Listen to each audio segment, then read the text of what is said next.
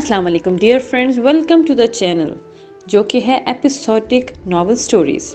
Dear friends, اس channel میں آپ کو ملیں گی بہت ہی اچھوتے ناولز، بہت ہی دلچسپ کہانیاں اور رومانٹک ناولز۔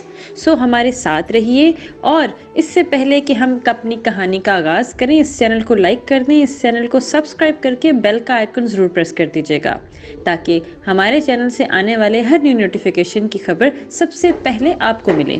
اعتبار اور اس کی قسط نمبر ہے 12 اور 13۔ نکاح کو ایک دن گزر چکا تھا اور فاطمہ اور حارث میں فون پر ہلکی پھلکی بات چیت بھی شروع ہو چکی تھی، البتہ دونوں کے درمیان جھجک کی دیوار اب بھی قائم تھی۔ ایک دن میں فاطمہ کا چہرہ گلاب کی مانند کھل گیا تھا۔ شام کو مریم کے ساتھ پارلر گئی تھی، وہاں اس کا برائڈل ٹریٹمنٹ ہو رہا تھا۔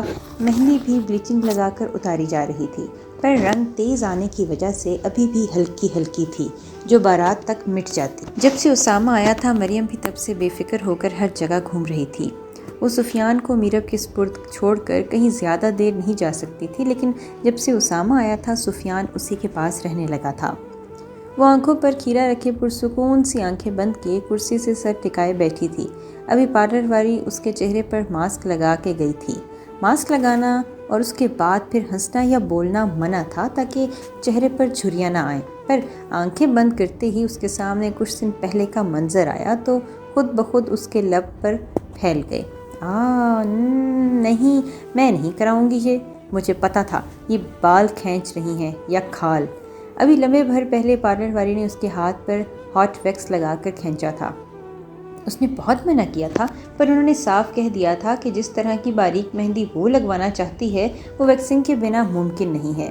پر آج زندگی میں پہلی بار وہ ویکس کروانے پر اس کو درد کا اندازہ ہوا تھا۔ جس طرح اس پارلر والی نے وہ سوکھا ویکس کھینچا تھا، اس سے لگا اس کی کھال بھی ساتھ ہی اتر آئے گی۔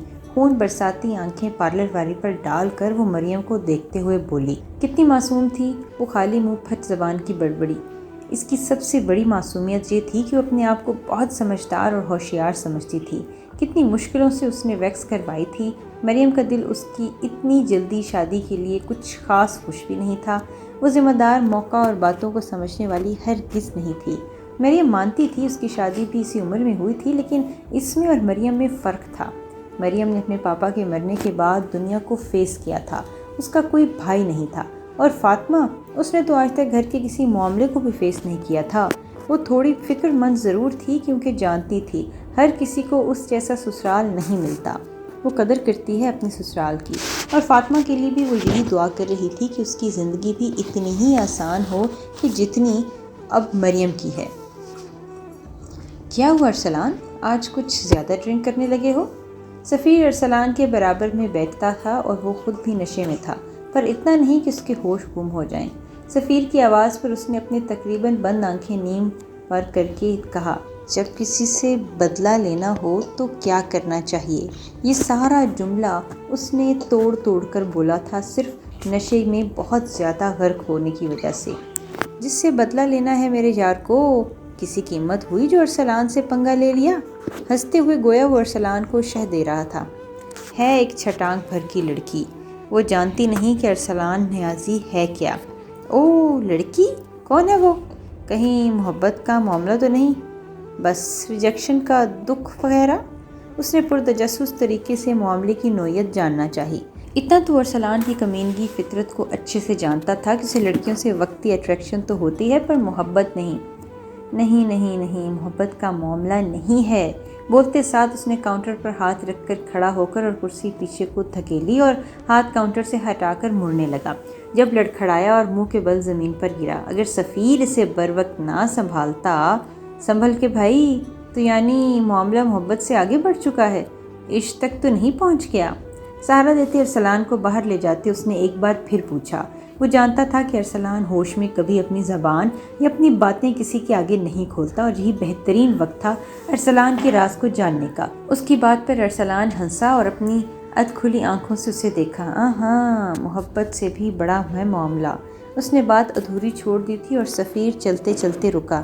پر اس نے بے چینی سے پوچھا، ایک تو پہلے ہی نشے میں نہ سمجھ آنے والے انداز میں، اوپر سے پھر آدھی باتیں، یہ عشق کا نہیں انا کا چکر ہے، بول کر وہ ایک بار پھر ہنس دیا۔ اس کی بات سفیر کی سمجھ سے پرے تھی۔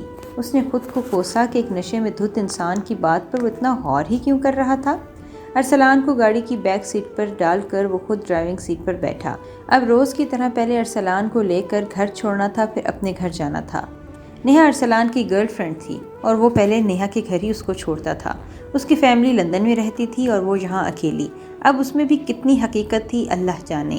یہ فلیٹ ارسلان کا تھا پر اس میں رہائش پذیر وہ تھی۔ اس کو ارسلان سے کوئی رغبت نہیں تھی، بس ارسلان کا اس پر پیسہ اڑانے اور اسے ارسلان سے باندھ کر رکھا تھا، اور ارسلان کو خود بھی اس سے کوئی لگاؤ نہیں تھا۔ وہ صرف اس کی ضرورت تھی، اور جب بھی نشے میں ہوتا سویر اسے یہیں چھوڑ کر جاتا تھا، کیونکہ اس کی ماں کو اس کے ڈرنک کا علم نہیں تھا۔ اسے فرق بھی نہیں پڑتا تھا، پتہ چلتا ہے تو چل جائے، پر جب تک نہیں پتہ چل رہا وہی بہتر ہے۔ نیہا نے ایک بیزارگی بھری نظر اس پر ڈالی۔ اب تو یہ روزانہ تقریباً روز کا معمول ہی بنتا جا رہا ہے۔ وہ نشے میں دھت اس کے گھر آ کر پڑ جاتا ہے اور پھر زیادہ ڈرنک کی وجہ سے الٹیاں کرتا ہے۔ اس کے بے سدھ وجود کو ایسے ہی لیونگ روم میں چھوڑ کر وہ اپنے کمرے میں چلی گئی اور اندر سے دروازہ لاک کر لیا۔ ہیلو بیبی، آج پھر چھوڑ کر چلے گئے اس شرابی کو؟ ہم کل کلب چلیں گے۔ میں خود پریشان ہوں۔ ہاں تم فکر نہ کرو، میں جلد بندوبست کرتی ہوں۔ نہیں، کوئی اس جیسا بیوقوف مل ہی کہاں رہا ہے۔ وہ محبت نہیں کرتا مجھ سے جو گھر میں نام کرے گا۔ جتنا برداشت کر سکتی ہوں کر رہی ہوں میں۔ وہ کان فون سے لگائے مزید کچھ بولتی، جب کمرے کا دروازہ بجا وہ رکی اور اس نے فون کاٹا اور حیرت سے دروازے کو دیکھنے لگی۔ گھر میں اس کے اور ارسلان کے سوا تو کوئی نہ تھا، پھر یہ دروازہ کون بجا رہا تھا؟ اور ارسلان تو بے سدھ پڑا تھا۔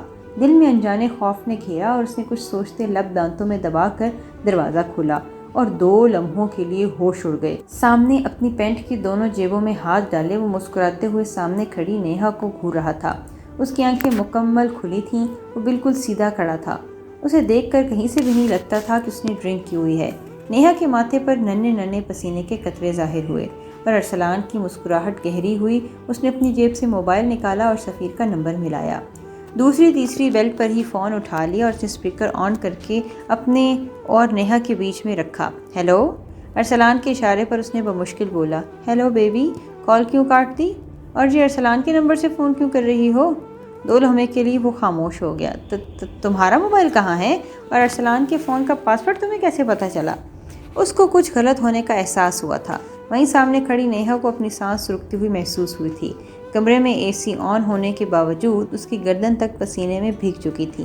بیبی کے بابو، آپ کی بیبی کے گھر کے باہر انتظار کر رہی ہیں، جلدی سے لے جاؤ، ورنہ باہر جنگلی کتے رات کو ہی شکار کے لیے نکلتے ہیں۔ مسکرا کر بولتے اس نے فون کاٹا اور آئی برو اچکا کر نیہا کو دیکھا۔ اشارہ صاف تھا کہ خود نکلو گی یا دھکے دے کر نکالوں۔ نیہا اس سے بچتی اس کی سائڈ سے نکلی۔ کوئی بھروسہ بھی تو نہیں تھا اس کا کہ اس کو سائڈ کا کہ ابھی جان سے ہی مار دے گا۔ اس کی مسکراہٹ کے پیچھے چھپی وارننگ وہ سمجھ گئی تھی۔ 10 منٹ ہیں تمہارے پاس، اپنا کباڑا یہاں سے لے کر جاؤ، اتنا فالتو ٹائم نہیں ہے کہ گندگی صاف کرتا رہوں۔ اور وہ اس کے سامان کو گندگی کہہ رہا تھا، نہ چاہتے ہوئے بھی نیہا نے غصے سے اسے دیکھا۔ اس نے بھی تو اس کی الٹیاں صاف کی تھیں، بلکہ ارسلان نے زبردستی کروائی تھیں۔ وہ کسی نوکر کے سامنے اپنی امیج خراب نہیں کرنا چاہتا تھا، اور وہ کبھی اتنی بیوقوف تھی کہ وہ انسان جسے کسی کی فکر نہیں تھی وہ بھلا نوکروں کی فکر کیوں کرتا؟ او بیبی، ایسے مت سوچو، تم نے جو میری گندگی صاف کی وہ تو میں نے تم سے اپنے فلیٹ میں رہنے کی معمولی سی پے لی ہے، اور ہاں تم آج تک جو کرتی آئی ہو مجھے سب علم ہے۔ کیسے؟ اس کا علم تو تمہیں اب ہو گیا ہوگا۔ اس کی بات صاف تھی۔ نیہا اسے نشے میں سمجھ کر پورے گھر میں ایسی ہی باتیں کرتی گھوما کرتی تھی۔ در حقیقت وہ نشے میں ہوتا ہی نہیں تھا، لیکن پھر وہ الٹیاں، اس کا دماغ الجھا۔ اتنا مت سوچو بیبی، وہ الٹیاں روغنی کھانا کھانے کی وجہ سے تھیں۔ وہ کیا نا، مجھے آئلی کھانا نہیں سوٹ کرتا۔